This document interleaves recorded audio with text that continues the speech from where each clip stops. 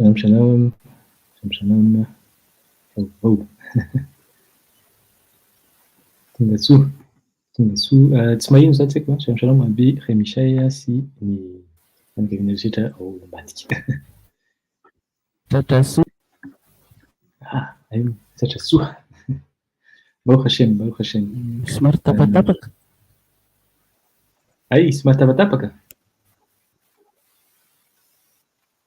Mety ve zao? Izay efa mety ka Baruch Hashem, Baruch Hashem. Eo Baruch mety. Hashem, Baruch Hashem.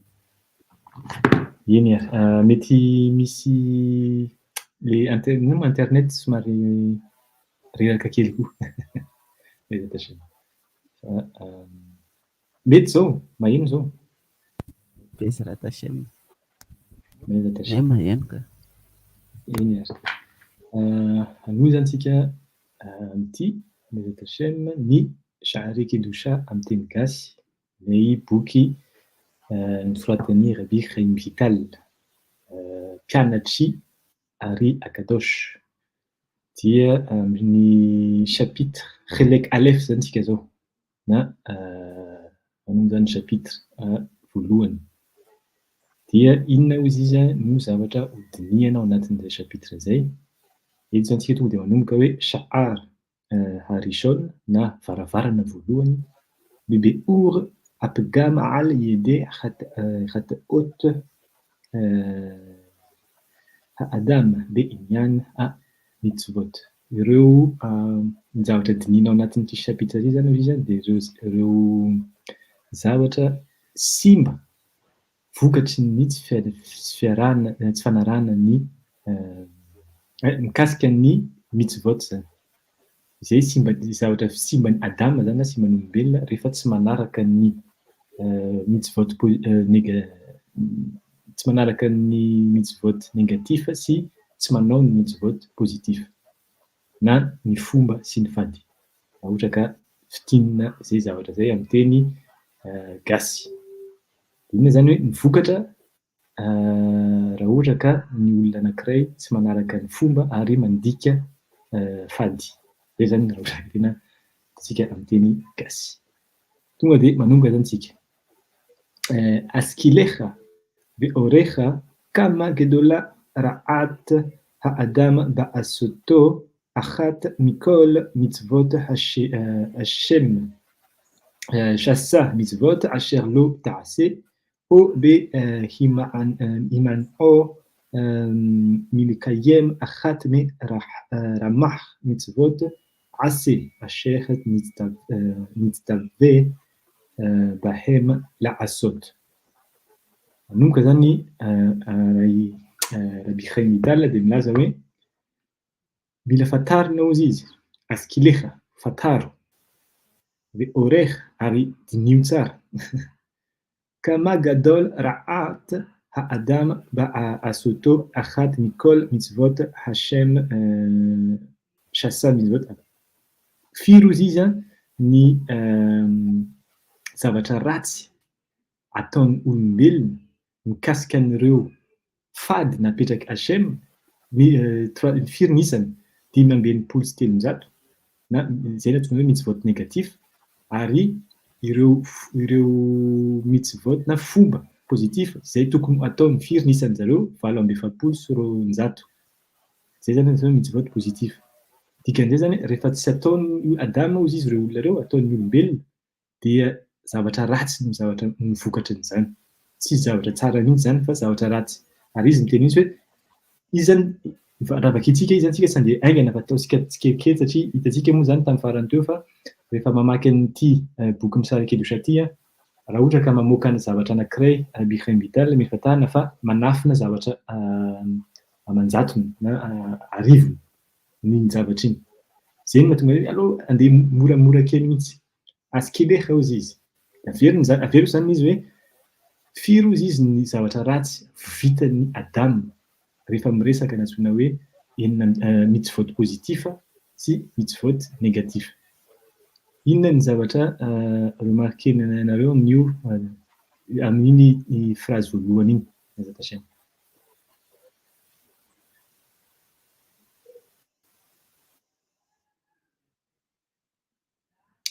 Zay manana hevitra afaka miteny.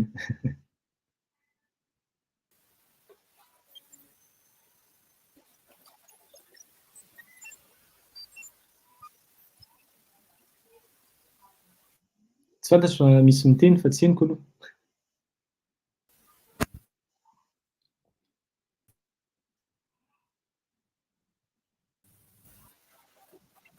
Ie, nandi Izay vao maheno.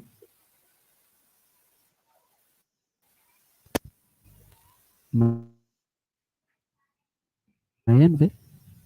Ay, nandika Zay vao maheno mitsy tsara. valotasy Adamo.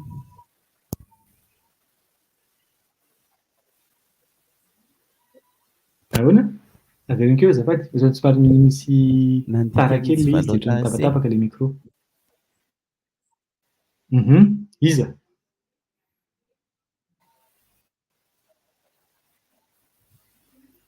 Ay, nandika mitsy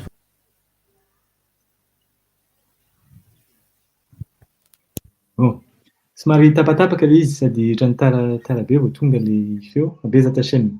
Ny henoko hoe nandika mitsy valotasy Adamo. Ie, izay no misoratra ato fa ny zavatra anankiray tokony tonga de ohatrany hoe miavaka be amin'ity zavatra ity. Inona no resahan'ny Ibrahim Vital eto? Izy miresaka ny mitsy vote AC sy mitsy vote lota AC. Ny fitambaran'ireo antsoina hoe 613 mitsy vote na ny ireo inona moa zany commandement ahoana moa izy teo? Ireo ahoana moa izay amin'ny teny gasy azafady. Ireo baiko? ie, baiko na didy. Ireo didy aloha angamba tazomina le didy. Ireo didy napetraky HM. Ny fantatra hatramin'izay izy no manao an'ireo didy ireo. Leo 3 sy 9.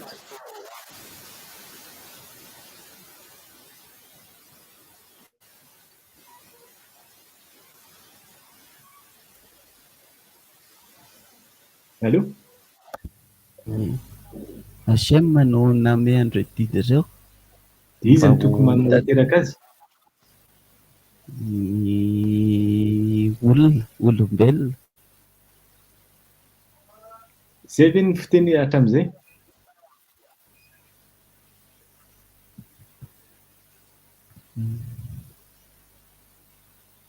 Zay manaiky any HM.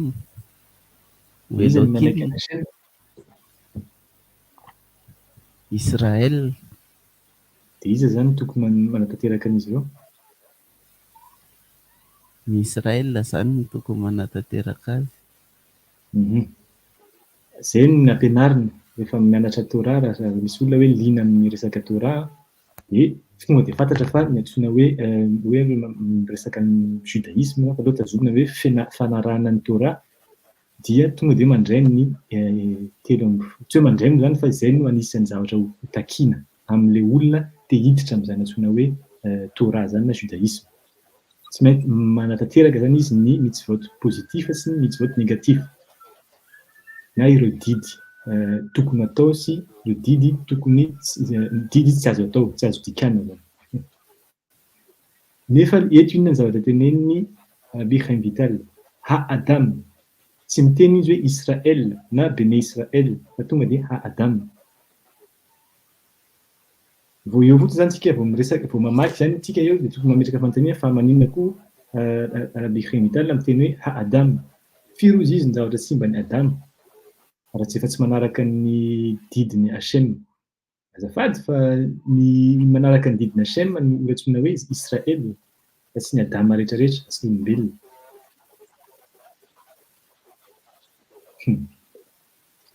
Ezaka HM. Dikan'izay zavatra azontsika voalohany ny tena marina ny olombelona rehetrarehetra no tokony manaraka ny 613 misy vote fa tsy ny Israel.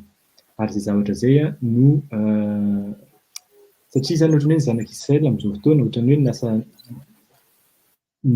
tazona loatra, tsy hoe tazona loatra fa ao anatin'ilay fomba fianarana Torah dia ohatran'ny mihevitra zareo reo irery ihany no mahazo tokony manaraka ny izy. Ary misy Gemara, misy toerana ahitana an'izay. Ohatra hoe amin'ny Shabata ny goïm hoy izy tsy mahazo manateraka Shabata satria raha vao hazo Shalom manao Shabata ireo dia vonoina. Izay anatin'ny Gemara. Maty moa zany tsy hoe vonoina. Maty. Dia misy koa araha anankiray hoe rehefa tonga ny Pesach, fetin'ny Pâques zay, Pesach, dia tsy ny goïm ny olona tsy manaraka Torah zany tena marina tsy afaka miara-misakafo eo amin'ny latabatra. Dia ohatrany hoe zany izay alaha zay ohatrany tonga dia miteny nanaovana ohatrany hoe lalàna anankiray hoe ny goïm zany any ivelany fa tsy idirany mihitsy amin'ny resaka mitzvot. Nefa inona zavatra teneniny Amir Haim Vital eto, ny mitzvot dia tokony ataon'ny olona rehetrarehetra. Inona zany dikan'izay? Tokony proselita, tokony manao conversion zany ny zanak'Israel, tokony ampiana ilay olona manaraka ny fomba zany didina Hashem sa tsy ampiana? Apetraka hoe fanontaniana. Ezrat Hashem mazava sy tokony ho ampiana zany. Kanefa amin'izao fotoana ny zanak'Israel dia milaza mihitsy fa ireo sy proselita, tsy manampy olona zany hoe tsy miantso olona hoe andao manaraka ny Torah. Ohatran'ilay fataon'ireo finoana hafa hoe ny kristianina mandeha mivoaka dia mitady anao any ivelany mihitsy miteny vy, tia no hinoana, tia no arahana satria tia no tena lalana. Dia fantaniana zany tokony izay koa ve ny ataon'ny zanak'Israel zany sa tsy izay?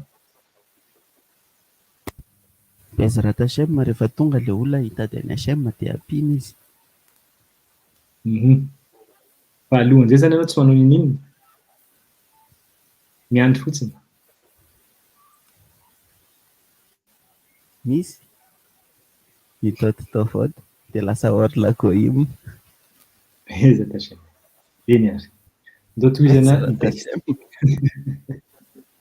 Noda, zao zany hozy izy. Noda al-Ba'ale Mada. Zao hozy izy mikasika an'izay sujet zay hoe ny Adama hozy izy rehefa tsy manaraka ny didina Hashem dia zavatra ratsy mivoaka ao anatiny. Mametraka fanontaniana zany izy, tsy hoe mametraka fanontaniana, manokatra fanazavana voalohany. Noda el-Ba'ale Mada. Fantatrin'ireo olona tompon'ny fahaizana hozy izy. Iza zany ireo Mekobalim na ireo olon-kendry tany aloha tany izay nahazo ny lova-tsofina avy any miakatra hatrany amin'ny Moshe. Ki guf ha-Adam eneno ha-Adam atzmo.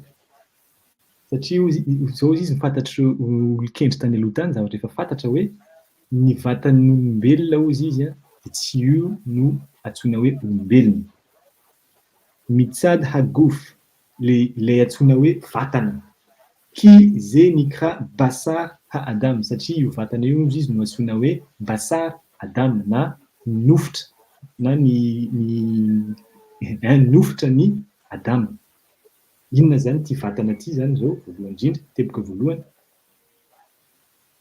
Tsy io ny Adama, tsy io ny olombelona, ary zay ilay fitenintsika malagasy hoe ny fanahy ny olona.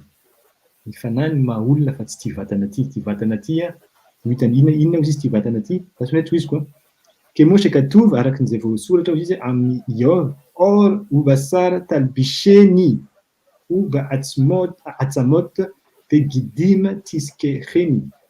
Ao anatin'ny Iov hozy izy ao amin'ny chapitre 10 1:10 miteny izy hoe or ubasar talbisheni. Hoditra sy nofitra hozy izy no rakofako, no akanjoko, no akanjoko. Dikan'izay, reto no antsoina hoe akanjo voalohany. Tsy reto no antsoina hoe akanjo fa ny vatana, ny hoditra sy ny nofitra no vatana voalohany. Dia ina koa izy hoe be atsamot ve gidim ary ny taolana sy ny fantsiny na ny lalan-drano zany tena marina reny no taskireny reny koa izy anisan'ny akanjo anaovako. Anisany moa zany, ohatrany hoe irakofana zany. dia mbola mitohy koa izy ve ôd ketivo any amin'ny parashat Shemot chapitre telopolo andininy faharoa amby telopolo al besar Adam lo Yisar Regomer nimtsa Adam ho apnimiut zao izy izy araky nireo verset anankiroa ireo zay notonon'ny Rabbi Chaim Vital fantatra zany zao izy izy fa Adam izy izy ilay zavatra ao anatiny pnimiut ny ao anatin'io vatana io no antsoina hoe Adam zay zany antsoina hoe ny fanahy ny olona le fanahy zany aiza satria isika rehefa mieritreritra fanahy mety hoe any ivelan'le vatana le fanahy ao anatin'ny vatana misy fanahy any ivelany fa mbola tsy miresaka an'izay tsika fa ny fanahy ao anatiny no tena hoe olombelona zay no antsoina hoe Adam nimtsa Adam ho pnimiut atsaloha mety dia inona am'izay ho izy izy aval haguf ou inyan levush ary ny vatana kosa ho izy izy dia io no antsoina hoe akanjo levush levush echad titlabesh bo nefesh asichli asher hi ha-adam atzmo ary io akanjo io izy izy no rakofan'ny fanahy antsoina hoe nefesh sichli manasa anareo maka note satria ty zavatra ty mila fantatra reto alohany anamboarana ny antsoina hoe midot raot na ny toetra ratsy mila rehefa ohatrany hoe olona anankiray zany raha ohatra ka te hanasitrana ohatra hoe misy olona anankiray manao fianarana momban'ny hoe medicine andeha hanasitrana olona dia mila mahalala ny vatana rehetrarehetra izy misy mila mianatra misy fianarana ny zavatra rehetrarehetra zany iny nataony maka note izy satria iny tsy ho hainao ndray mandeha ary ty boky ty manome clé fotsiny mezatashiny fa inona zany zavatra teneny eto voalohany indrindra zany ndazavety partage d'écran ano zany ty partage vetivety le ty mainty ty tsy vetra zao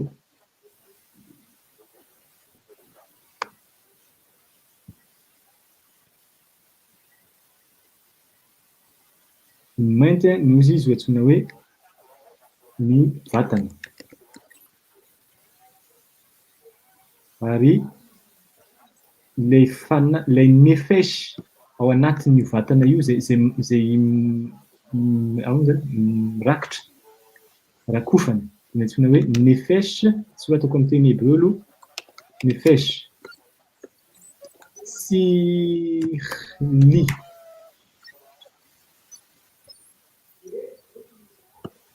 dia io zany ny hoe fanahy vady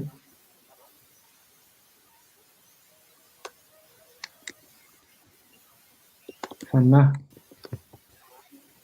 ao anatiny izay mitondra n'ilay akanjo antsoina hoe vatana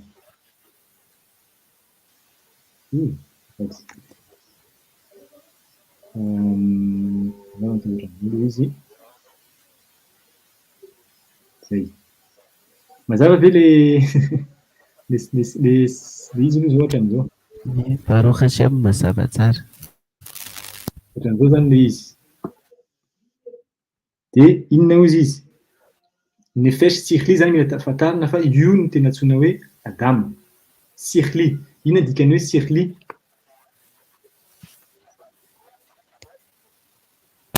avy amin'ny antsoina saina saina angamba tazomitsika zay le fanahy misaina raha ohatra ka adika zany dia hoe fanahy misaina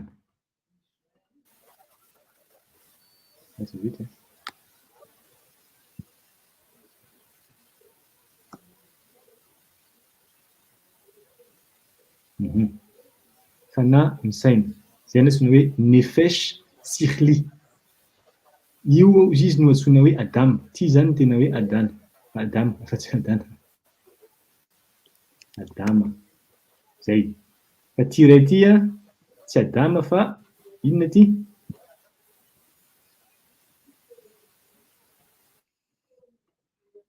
ty natsoina hoe akanjo. Fesy asiry.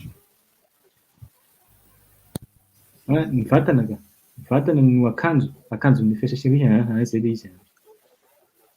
Ok, zay zany ny voalohany. Ary izy niteny mihitsy hoe pneumote satria ao anatiny le izy. Ny zavatra ao anatiny zany tsy tazana fa inona tazantsika rehefa mijery olona anankiray ny vatany, iny no tena farany any ivelany, crypsonie. Io izy avana alofa ok. Aha apitira ay andraso vivety apiko le izy. Tsy hoe apiko fa zay nampiny ariaka alihany vital. Ny fesh asirli asher hi ha adam atsmo. Io izy no tena adama tena izy, io le fanahy, io le tena olona. De odo ba olam aze. Ary io izy no zao zany ny zavatra misy rehefa eto amin'ity tontolo iainantsika ity, olam aze. Hoe rehefa tonga eto amin'ity tontolo ity zany io fanahy io, hoe iaina eto de tsy maintsy mila akanjo. Inona io akanjon'io? Le vatana. Inona dikan'izay koa zany? Rehefa mandeha amin'ny toerana hafa de maka akanjo hafa indray zany dikan'izay. Maka akanjo hafa. Mbola tsy andeha amin'izay aloha isika fa avelantsika alihany vital manazava an'izay. Hoe aha hapitira vaty ilay texte, ino zany le texte.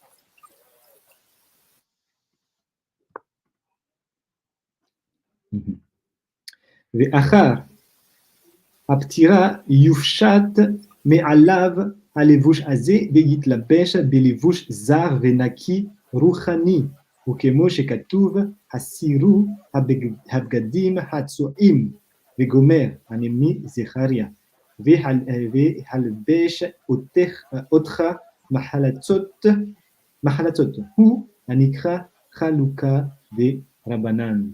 Zao izy izy. Ary rehefa tonga izy ny andro ahafatesan'le adama anankiray de avelany io ozy izy io akanjo. Io akanjon'io, inona antsoina io akanjon'io le vatana de alohan'izy hiakatra any amin'ny tontolo anankiray, tontolo feno fanahy zany tena marina, inona ny zavatra ataony? Maka akanjo vaovao izy zar ve naki madio ary mangarahara. Sady madio no pure. Mangarahara angamba. De inona ozy izy? Tsy vitan'izay fa io akanjo io izy ruhani. Inona atao hoe ruhani?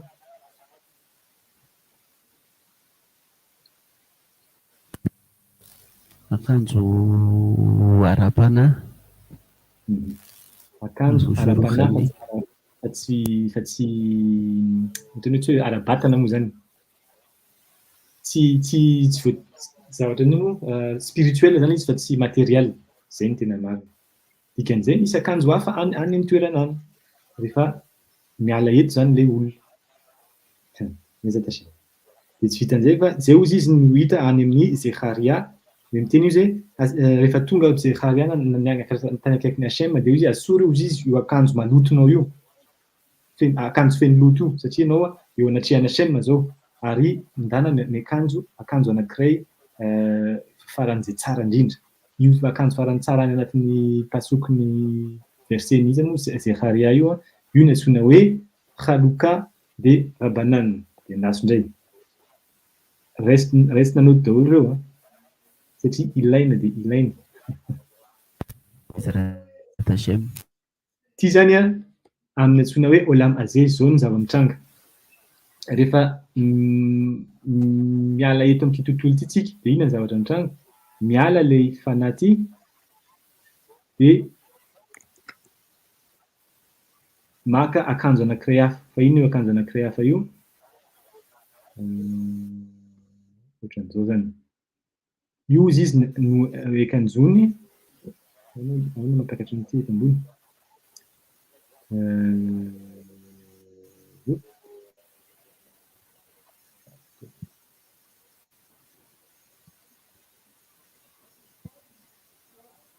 Zay.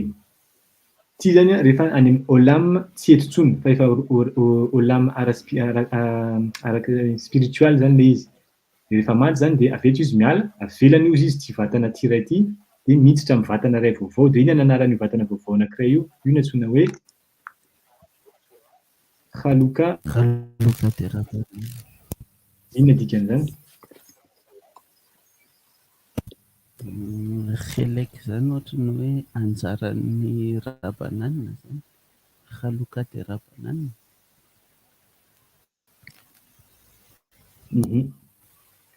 Reo no Ohatra natokana ho anjarany an'ny natokana ho an'ny rabanane. Inona antsoina hoe rabanane? Iza izany rabanane zany?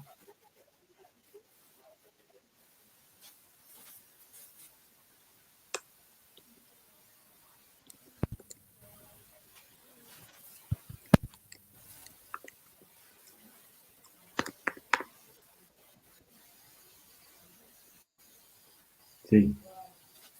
Eza Tachim, io ity zany a, inona zany ny code apetrakan'ny Birahim Vital eto satria araky ny teneniny teo foana ny zavatra resahako eto ozy izy a, io fotsiny anankiray fotsiny avoakako fa be dia be ny zavatra miafinao. Io no antsoina, io no tsiambaratelo ny rehefa hoe te hiakatra amin'ny toerana anankiray antsoina hoe spiritualy. Tsy afaka miakatra any ny olona anankiray raha tsy manana ny antsoina hoe Chaluka de Rabanane.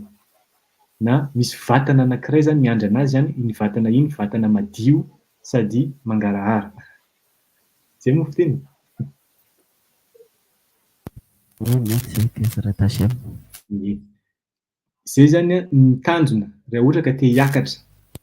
Sady inona dikan'izay koa rehefa miakatra miaraka amin'ny vatana io zany a, dia tena ohatran'ny olona velona anao, ianao no mandidy ny zavatra ataonao any amin'ilay toerana tsy hita maso, any amin'ny toerana avo.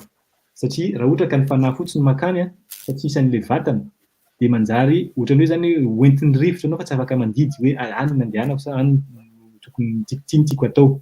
Fa rehefa anao miditra anatin'io vatana anananao io, dia eo anao mitondra an'ilay vatana ohatran'ny aty. Ohatran'ny rehefa eto amin'ity tontolo iainantsika ity zao za haka an'ity zavatra ity, misotro rano, dia misotro rano. Maninona? Satria ilay fanahy ao anatiko no mandidy hoe haka an'ity satria ny vatako mila rano. Mitovy amin'izay zany io antsoina hoe Chaluka de Rabanane io. Io vatana mila amboarina fa tsy tonga fatana.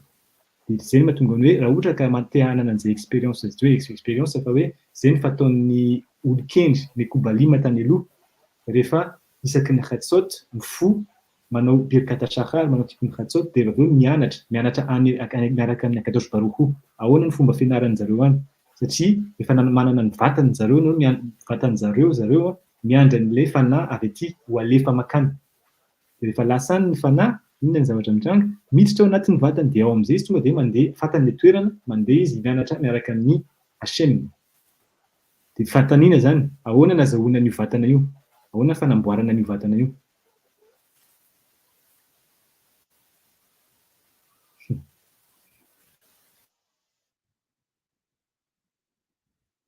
Iza ny manana hevitra?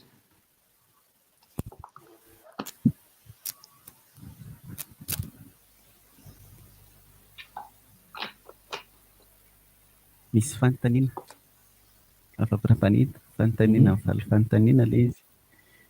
Ahoana ny fomba hanamboarana an'ilay vatana? Zay ilay fanontaniana. Inona ny tokony atao azahoana fanamboarana an'izay vatana izay? Chaluka de Rabanane, tazomina amin'izay zao le teny amin'ny teny hebreo. Chaluka ny anjarany, Rabanane ireo olon-kendry zany na olona navita nanamboatra an'ilay vatana ny tena marina. Bezra Tachem ilay tamin'ilay fanazavana teo hoe rehefa tonga ny dilany Hatsot Laila dia mandeha ny Birachota Shahar dia manao ny tikkun Hatsot.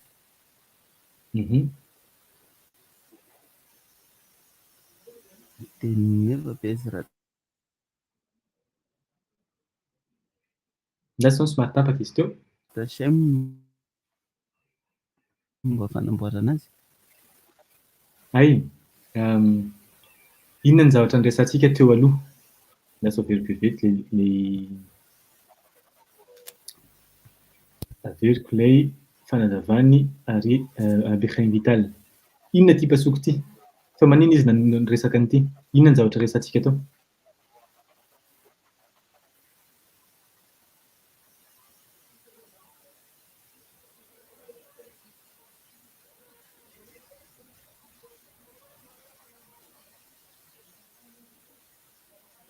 Maheno ve?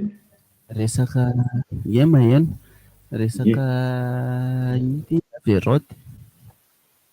Averoty avy amin'inona? Tsy fanarahana ny mitzvot. Inona dikan'izany?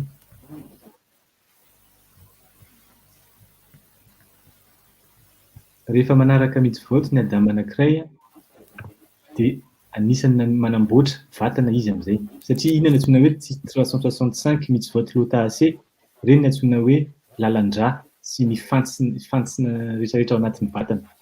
Dia rehefa manao ny antsoina hoe mitzvot ase na ny fomba, dia inona ny zavatra amboarin'ny olona io amin'izay fotoana izay, vokatry n'ilay fanaovana an'ilay fanarahana an'ilay didina Hashem, manamboatra tova. Tova anaky 750. Inona zany zany dikan'izany?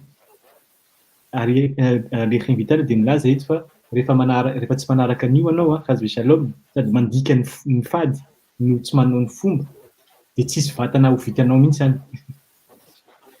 Vatana ara-spiritual. Ary tsy afaka miakatra anao ny dikan'izay. Fa rehefa anao kosa manaja an'ireo, inona ny vokatry n'izany? Fanamboarana an'ilay vatana madio. Vokatry ny mitzvot, vokatry ny fanaovana ny fomba sy ny fanarahana ny fady, sy fandikana ny fady sy ny fanaovana ny fomba. Na mitzvot positif sy négatif.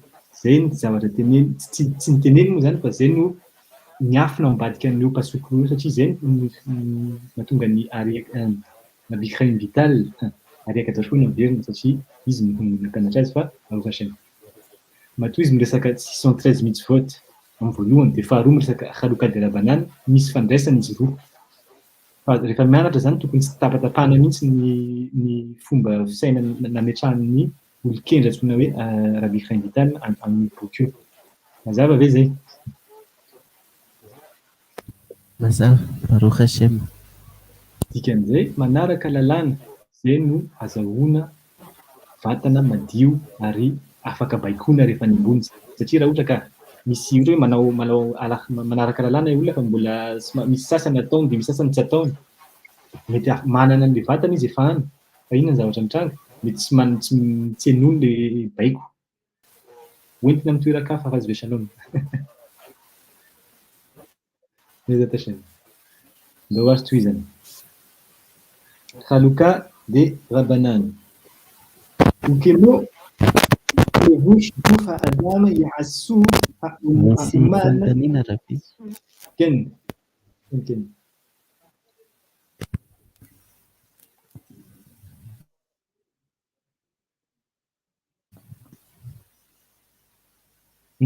Mieno. Raha ohatra hoe zany ka tonga any le vatana fa tsy afaka mibaiko dia midika hoe mbola misy tsy vita, tsy natao. Dikan'izay mila fantarina inona ilay zavatra mitranga. Dia amin'izay fotoana izay mila mahalala zany hoe inona ny mitzva mifandray amin'izay izay zavatra tsy nitanterahan'ilay vatana izay. Zay no antsoina hoe mila mianatra satria be dia be misy 613, misy 370 ny isan'ny mitzvot. Nefa ireo mifandray amin'ny vatana rehetrarehetra, ny lalan-drà sy ny tova rehetrarehetra ao anatin'ny vatana. Dia dikan'izay misy izay ilay niresantsika tamin'ny farany tadidinareo hoe anisan'ny mitzva mifandray amin'ny fo zao inona? Kriyat Shema, satria Shema Israel zany satria amin'ny Shaharita inona ny texte vakitsiaka feno miverimberina antsoina hoe lève, libecha, lève. Ve'ahavta et Hashem Elokecha bechol levavecha. Sy ny sisa ary tsy vitan'izay koa fa ny mitzva mifandray anatin'ny fo, amin'ny fo antsoina hoe lève. Zay zavatra zay koa ny Torah, fianarana Torah satria manomboka amin'ny Bereshit bet ary miafara amin'ny Israel lamed. Rehefa tambatra anao ny lettre anankiroa dia manome lève. Ilay mianatra Torah zany manamboatra ny fony. Zay zany raha ohatra ka nisy olona miteny hoe diovy tsara ny fo, inona dikan'izay? Mianara Torah. Bezat Hashem. Ukemo shelevush guf ha'adam ya'aseu ha'uman betavnit إفري حقوف كان عساه يتبرع إد حقوف شيء لبوش أنفاش بتبنين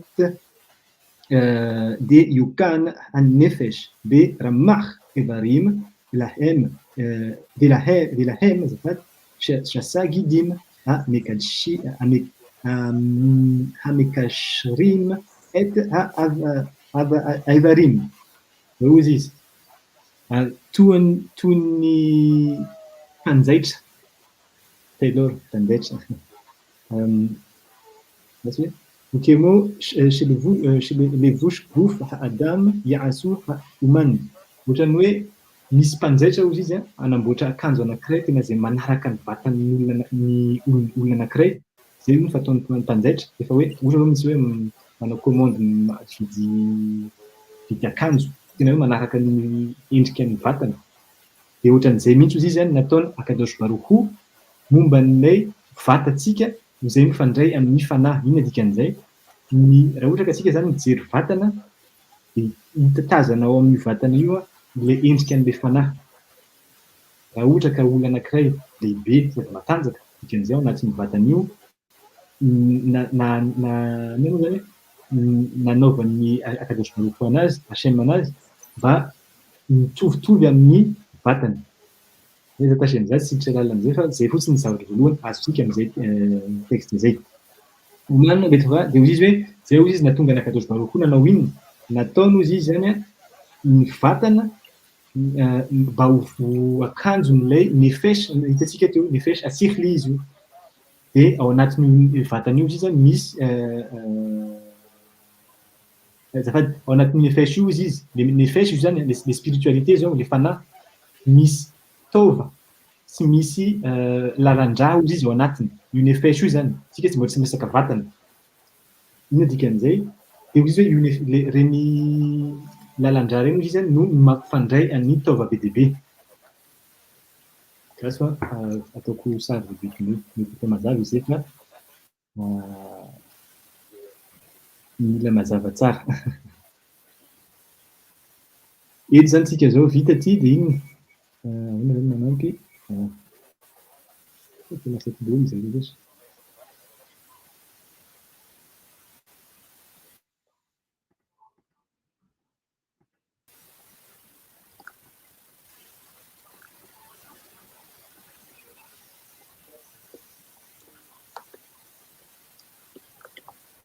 Taova moa ohatran'izao.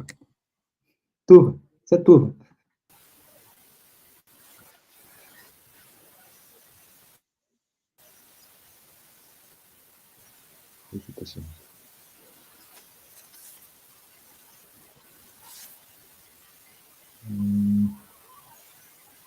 Oui.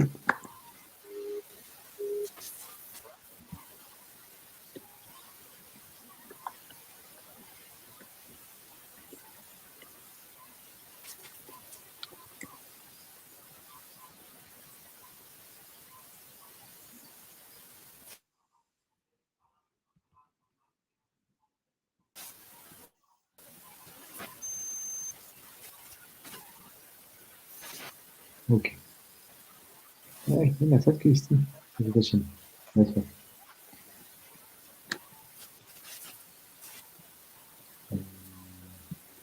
Tout. Si, tout.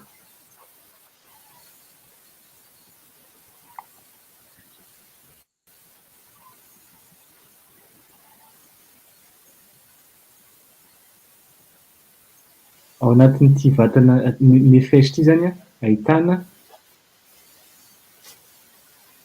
248 valo amby efapolo sy roanjato tova valo amby efapolo sy roanjato ary ahitana lalan-drà dimy amby enimpolo sy telonjato.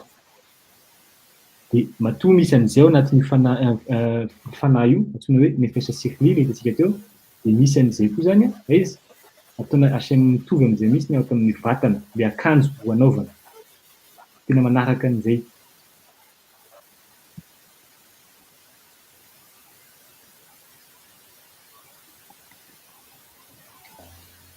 Zany eto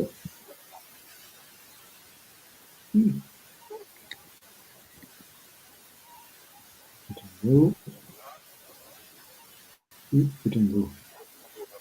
Mazava hatrizao tsy de sarotra. Hachem mazava tsara aloha. To zany misany.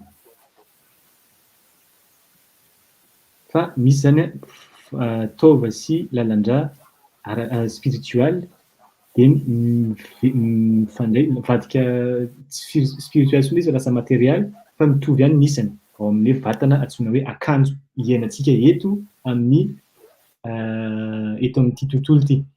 De inona zany vokatran'izay koa? Misy ohatran'izay koa zany ty vatana anankiray ty. Tsy nitenenina izy ato fa zay le rehefa mianatra anao zany mila mandeha moramora fa io tsy ho hitanao raha ohatra ka tonga de mamaky tsy ho hitantsika moa zany izy raha ohatra ka tonga de mamaky aingana. De apetraka eto koa zany ty iray ty. Ty zany misy an'izay koa fa mbola tsy resansika izy fa mila fantarina fotsiny. Satria ny vokatry ny zavatra ataontsika eto amin'ity tontolo ity no anamboarana an'ity nanamboarana an'ity vatana anankiray ity. De io no azahoana ampiasaina rehefa miakatra any amin'ny dingana avo. Aiza tasaina. De tohizana amin'izay.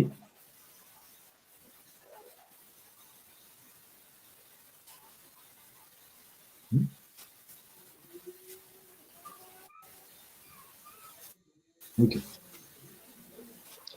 وله أمشير على يدام حدام في أخيوت مي إفر على إفر كي ديميون تسينوروت على نياسان ريتو نعم نتوقع تيرا وجه كميتي في تفوسني إذا رتوق خمسة ما تسمع جروب اللي partage d'écran.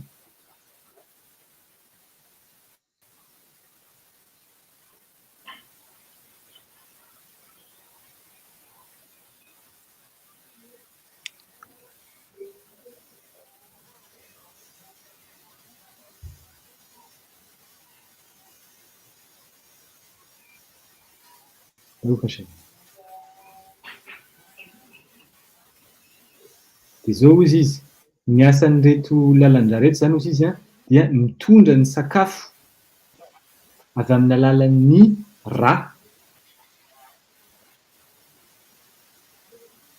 ary hitondra ny aina la chayote mais ever vers ever mitondra ny aina amin'ny tova rehetrarehetra zay misy ao anatin'ilay vatana. Eto zany tsika misy fandraisana amin'izay zao misy ohatran'izay izy ino zany ty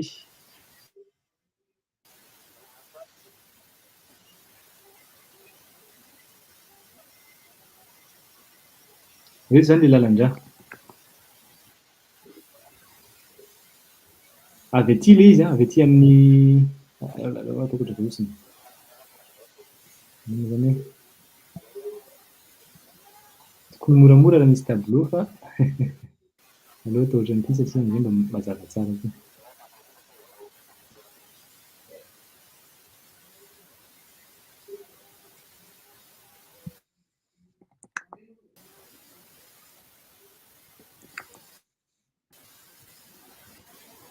Zay.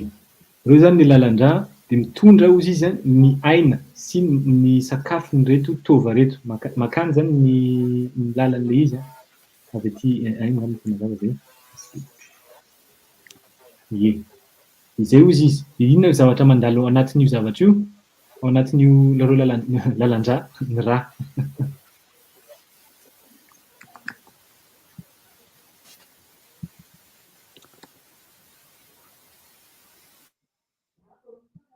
Ny rà zany no ao anatiny. De inona zany ny fandraisany, ny fanahy tsy hita maso spiritual sy ny vatantsika zay tsapa zany hoe hita maso material avy amin'ny rà.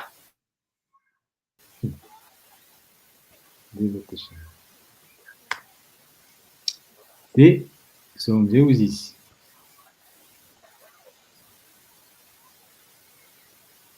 Tsy maoroty aiza zany tsika zao tsy maoroty ty etsika zao hoe ahar yetsirata hagofa nafakh بو نفش خيا كلولا مي رمخ إبريم روحانيم وشسا جديم يطلب شو تور رمخ إبريم وشسا جديم شل أغوف. Zay hozy izy. Ihinan'izay ny zavatra mitranga rehefa avy eo. Rehefa azontsika zay système zay, hoe misy fifandraisana izy roa dia zao hozy izy. Ny reto tova spiritual reto izy zany dia miditra miakanjo amin'ilay tovan'ilay vatana.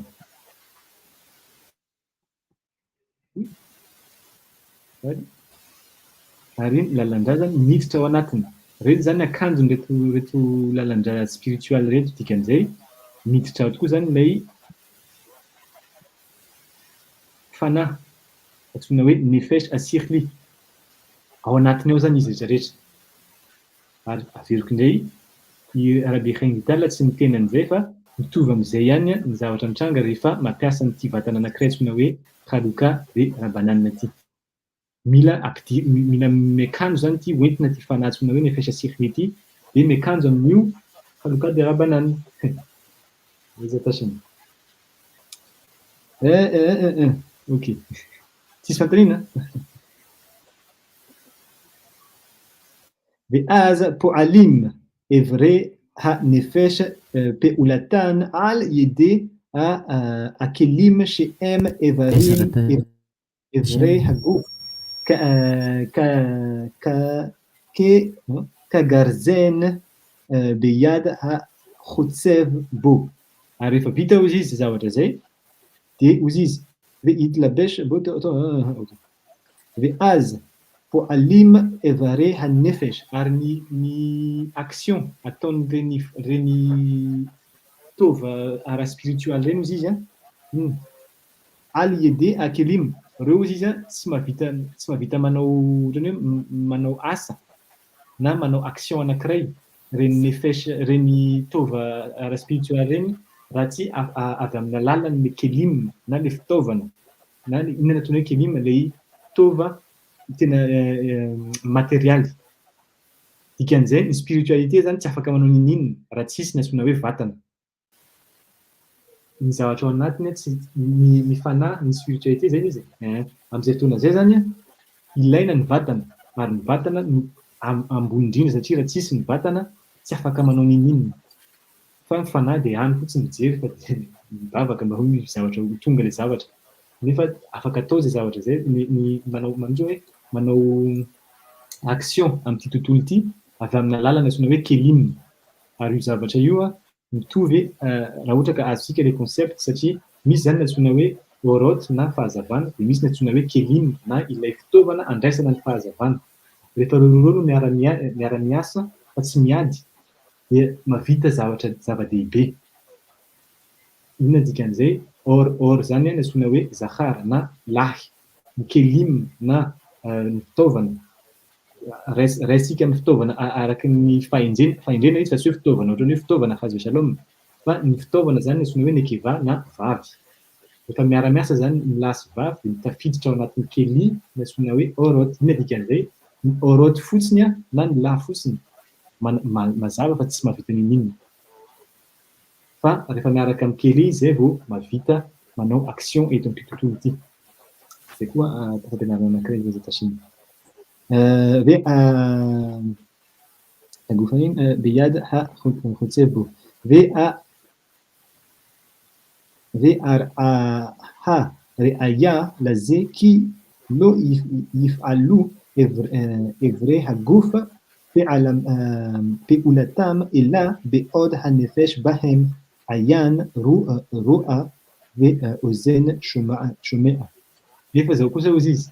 Marina fa ilaina ny fitaovana hozy izy rehefa hanao action. Nefa kosa hozy izy raha tsisy hozy izy le fanahy mibaiko dia io vatana io izy tsy hetsika mihitsy.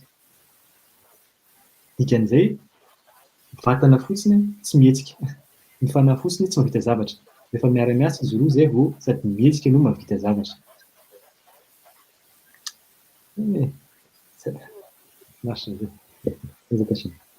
Zay zany ny antony بأودا نفاش بهم أيان رؤية بأودا نتوكي de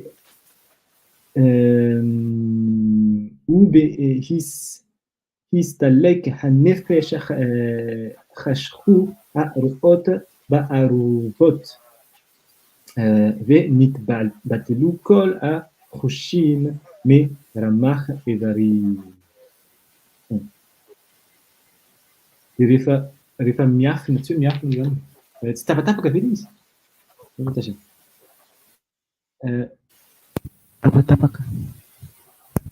fa azo ihany ny zavatra teneniko sa Kaisa mahazo tsara ka.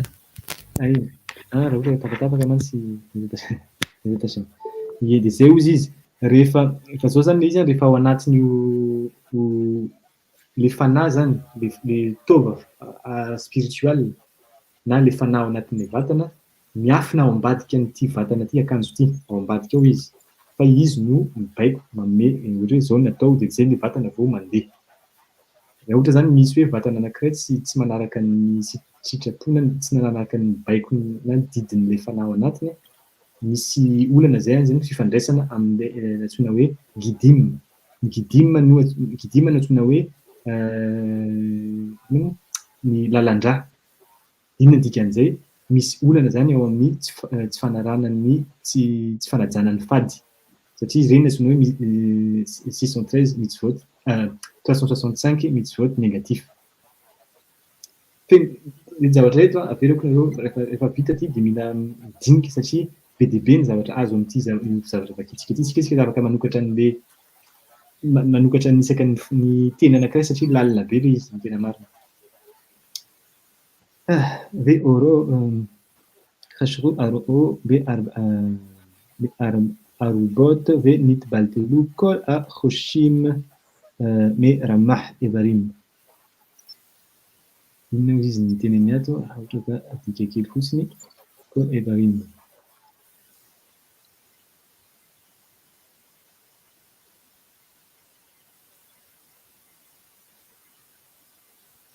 ay de zay ozy izy raha ohatra ka simba zany ozy izy le tova le organe spirituel de mihena ozy izy ireo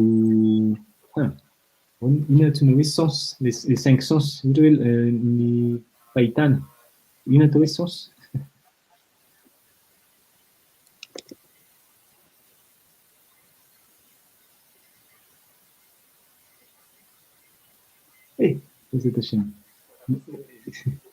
de mihena ozy izy ny zay hoe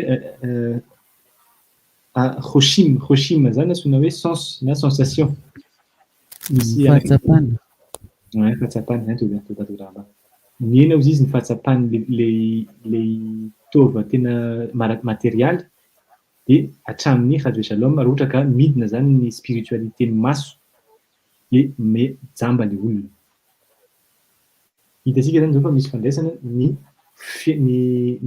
fahasalaman'ny zavatra ara spiritual sy ny vokatrin'izay eo amin'ny vatana ary zay le fahalalana fantasika hatramin'izay fa ny aretina rehetrarehetra zany zavatra teneny Maria Kadosh Nabi Chaim Vital fa ny aretina rehetrarehetra zay mitranga eo anatrehan'ny vatan'olona anankiray izy ny fototra an'izay tsy ny feo amin'ny vatana fa avy any amin'ny spiritualité avy any amin'ny fanany ny fanany misy zavatra tsy nety de inona zay zavatra tsy nety zay na misy zavatra tsy nety fady dikaina na misy fomba tsy natao zay zany fototra nefa zay ny fomba hoe rehefa ohatra zany anao te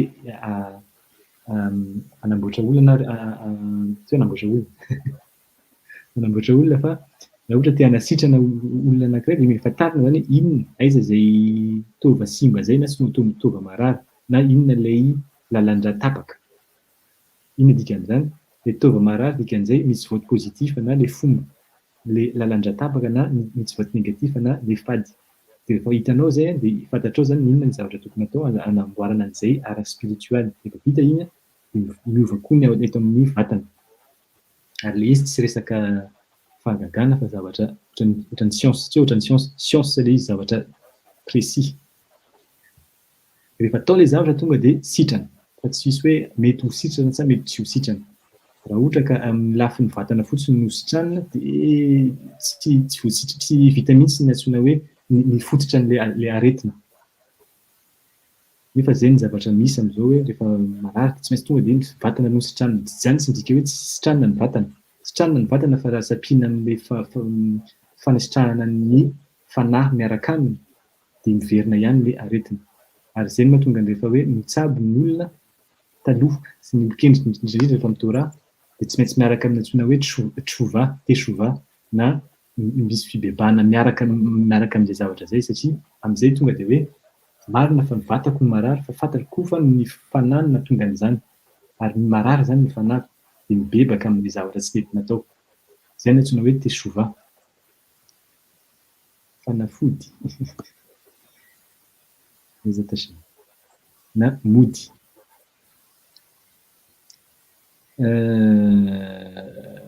Misy fanontaniana ve hatramin'izao? Taiza raha Tashema tsisy fanontaniana fa mazava tsara daholo. Baruch Hashem. Tohizana kely zany mbola misy fotoana kely. Angamba ty fotsiny ataontsika ty paragraphe iray ity. ועל דרך זה שסה גידים רוחניים של הנפש מתלבשים תוך שסה גידים שבגוף וממשיכים מזון הגופני שהוא הדם אל רחמך איברים הגוף עם מזון הרוחני פנימי בתור לפרנס רמ"ח איברים הנפש. Ataontsika tsikelikely satria izay ilay zavatra. Miverina antsika izao. Izao zany ozy izy. Dia al derrière zay, araky ny io zavatra nazavaiko teo aloha teo izy izy dia Chaim Vital. Reto 365 chassa gidim na lalandra. 365 gidim ruhani le mavomavo zany. Inona ozy izy? Shehanefesha mitlabshim tor chassa gidim shebaguf. Reo izy zany dia miakanjo ao anatin'ny araka nataoko izy zao, miakanjo ao anatin'ireny 520 sy 300 lalandra, isan'ilay lalandra. Ao anatiny zany izy araka ohatran'ity sary ity. Dina dikan'izay. O mamshihin ary reo izy zany no hitondra ny sakafo mazona agofany mitondra ny sakafo ny vatana zany ny vatana le maintimainty. Inona ozy izy? Shehu inona ny sakafo ny vatana io? Dam ny lalandra. Zafady tsy ny lalandra, ny ra. Ty zany ny sakafo ao anatin'ity zany misy ny sakafo ny vatana. Zay mahatonga ny hoe rehefa misakafo tsika dia levona ny sakafo dia mandeha izy ao anatin'ny lalandra. Ao ny sakafo ny vatana no mandeha ao anatin'ny ra. El ramach evarim. Ary ireo sakafo ireo izy zany dia mandeha izy avy aty amin'ny lalandra dia miakatra manaraka an'ireto ao anatin'ny lalandra dia tonga hatramin'ny tova. Dia firy isan'ny tova? 720 Chassa ramach evarim aguf dia tonga any zany izy ny sakafo iny. Im mazon aruhani dia mivadika indray. Rehefa tonga any amin'ny vatany io izy le ra dia lasa sakafo spiritual indray le izy ruhani. Im mazon aguf im mazon miaraka amin'ny sakafo ruhani spiritual pnimi ao anatiny. Dia rehefa tonga ato zany ity dia miditra avy ato amin'ny vatana dia tonga hatramin'ny tova ara spiritual indray. Tsy haiko nazonareo ilay lalana teo. Averiko izy teo. Baruch Hashem. Avelo zany izy lalandra spiritual miditra amin'ny lalandra vatana material dia avy ao amin'ny lalandra vatana material mandeha aty amin'ny tova material dia rehefa avy eo miverina ato amin'ny tova spiritual. averiko ihany, mandraisa ny naoty. Manjary very raha ohatra ka rehefa mandroso tsika any amin'ny chapitre hafa. Aiza zany ny toerana ifandraisany fanahy sy ny vatana? Ito zavatra mihetsiketsika ity, ny rà. Rehefa maloto ny rà, inona dikan'izay? Resaka so. Aloha tsy hiditra amin'izay aloha. Dia izy ve inona mazona betor azafady. Ampiasana remarque betor nefesh evarim nefesh. Zay ny teneny tonga any amin'ny vatana azafady tova ara-spiritual. Dia aha aptira en shum chayot nishpa. Dia rehefa maty ozy izy ny olona anankiray dia tsy hisy tsony ny antsoina hoe shefa na le inona zany antsoina hoe shefa? Zao ty shefa. Ireo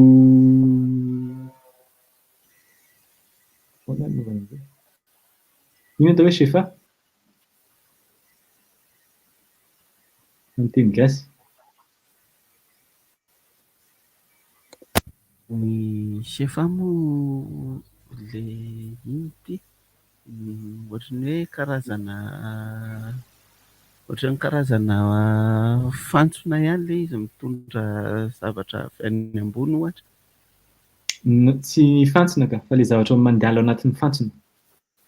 Ohatran'ny hoe le hazavana midina avy any amin'ny Ensof, avy any amin'ny HM. Dia iny le shefa. Abondance ny dikan'izy amin'ny teny français. Inona ny dikany abondance zany?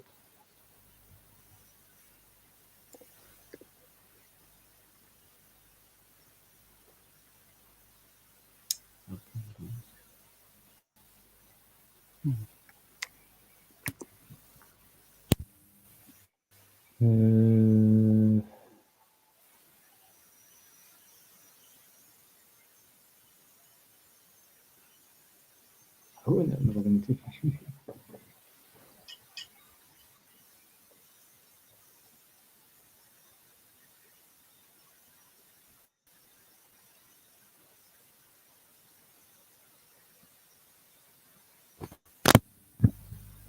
Ohatran'ny hoe karazana ohatran'ny hoe zavatra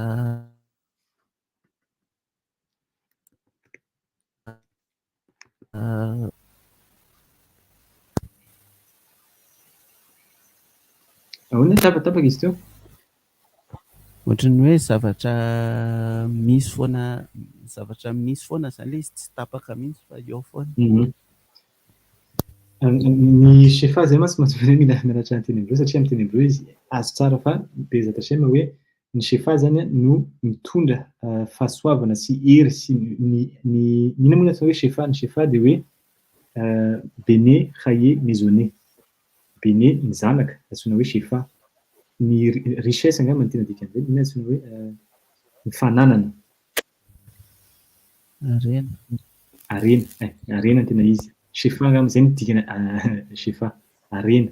Ny harena tena izy anatin'ny Torah dia ny zanaka. Harena voalohany bene chaye ny fahasalamana.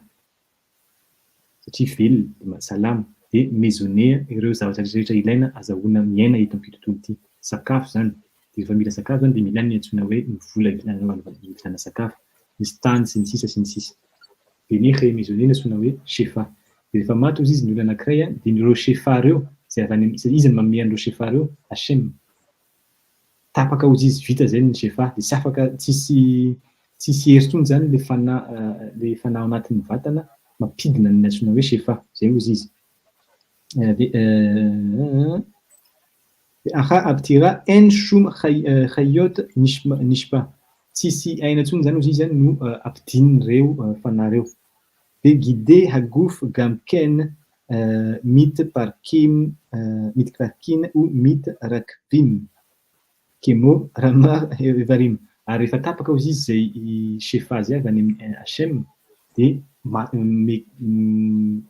zarazara amin'izay ozy izy le fitaova amin'ny vatana ary ahoana ny teny hoe décomposé, lasa potika zany. Potika ozy izy le tova vatana zany tena marina. Zay zany ny dikany hoe fahafatesana. Fahafatesana rehefa tsy mipetraka ao intsony izy zany le fanahy. Ohatra zany hoe hazo shalom amin'ny tanan'olona anankiray, hitanao fa mangana le izy, dikan'izay amin'le fanahin'le olona, le fanahin'ny olona tsisy intsony le tsisy tanana le fanahy, de maty zany le tanana tena le tanana tena amin'ny vatany. Ohatran'izay zany izy tena marina. De نمتع لأكل حيو نمتع كي هأدام بعصمو إننو كي إما هنفش أسيخلي أشير متلبشت بجوفة نكرا لفوش شلا بعلام أزي فيرنا زي نسوزاني رفيتا زي فانا زغانا ريتشا زي وزي زي زومي لفتارنا عرفت زومنا وي ني adama tena izy izy zany dia ao anatin'ny vatana ary io le adama le olombelona io zany natsoina hoe fanahy Cyril Cyril fa Cyril Cyril nefestra Cyril ary io izy zany miakanjo an'ilay vatana io vatana io izy no ampiasain'le fanahy eto amin'ity tontolo ity olam aze fa tsy afaka ampiakarina fa tsy miakatra amin'ny toerana avo. Bezat Hashem misy fanontaniana ve? Ajanontsika eto zany izy aloha amin'izao.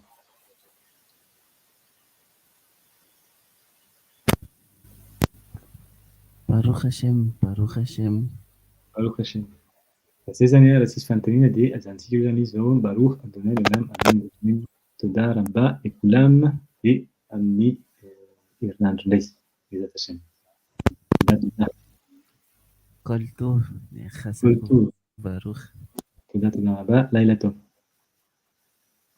Laila Tov.